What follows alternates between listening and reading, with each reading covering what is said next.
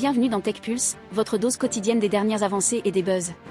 Aujourd'hui, on plonge au cœur d'une série d'actualités, des mouvements géopolitiques au développement révolutionnaire de l'IA. Préparez-vous, parce qu'on a une émission bien remplie. Commençons par une grosse nouvelle concernant le conflit en cours. Israël vient d'annoncer le décès du commandant Hamas Raed Saad à Gaza. Cette frappe, fruit de plus de 20 ans d'efforts, a entraîné la perte de 4 vies et de nombreux blessés, et elle envoie un signal clair sur l'intensité de la situation. Mais ce n'est pas tout. Aux États-Unis, un groupe de parents déterminés demande à la gouverneure Kathy Hochul de signer le RES Act sans modification.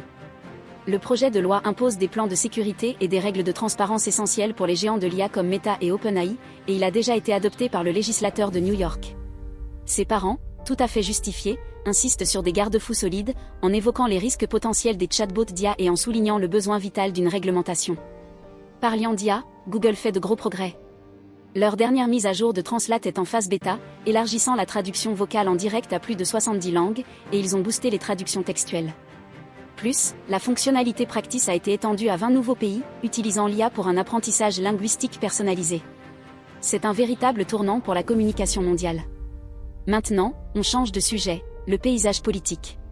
Donald Trump a signé un décret exécutif pour centraliser la réglementation de l'IA, ciblant directement les lois de l'État comme celle du Colorado. David Sacks supervise cette initiative, visant à limiter l'influence des États et potentiellement à geler les financements. C'est un coup audacieux, et on va suivre de près son évolution.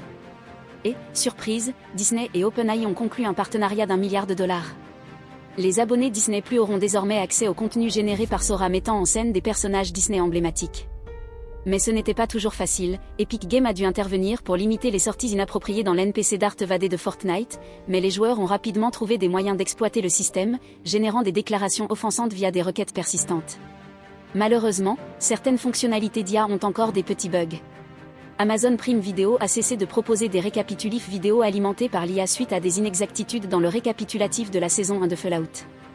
La fonctionnalité a mal identifié un décor de flashback et a déformé une conversation clé. Cela a affecté des séries comme Fallout, The Rig, Jack Ryan, Upload, et Bosch, un rappel que même la technologie la plus avancée n'est pas parfaite. Mais Google ne ralentit pas. Leur projet Disco, lancé dans Google Lab, a introduit GenTaps, une fonctionnalité alimentée par Gemini AI.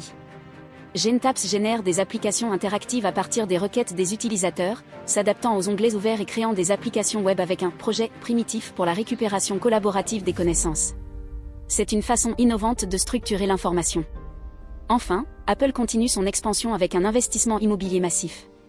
Ils ont acquis 2 immeubles sur Stevens Creek Boulevard pour $216 millions, portant leur investissement dans la baie de San Francisco à plus d'1 milliard $, depuis juin.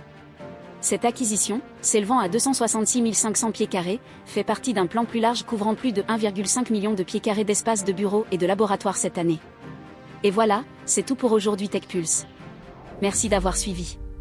N'oubliez pas de consulter notre podcast via le lien dans la description. Nous aimerions connaître votre avis, abonnez-vous et laissez-nous un commentaire.